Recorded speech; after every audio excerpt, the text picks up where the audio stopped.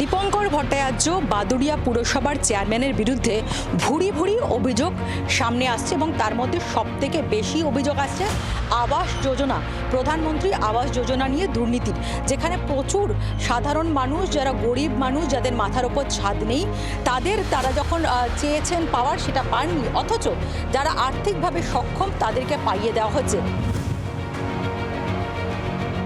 বাদুড়িয়া পুরসভার 12 নম্বর ওয়ার্ডের পুরো কলোনি পাড়া, সেখানেই 4 কাঠা জমি পুলক ঘোষের, তার উপরেই আবাসের টাকায় পাওয়া ফাউ বাড়ি। 4 কাঠা জায়গার ওপরে এই বাড়ির যিনি মালিক পুলক ঘোষ, তার বাবা একজন স্কুলের রিটায়ার্ড টিচার, তিনি কিন্তু এই আবাস যোজনার সুবিধা পেয়েছেন এবং এখানে একটা 2 কামরার ঘর এবং প্রধানমন্ত্রী আবাস যোজনায় বাদুড়িয়া মিউনিসিপ্যালিটির তরফ থেকে যে বানিয়ে দেওয়া হয়েছে তার যে বোর্ড সেটাও লেখা রয়েছে।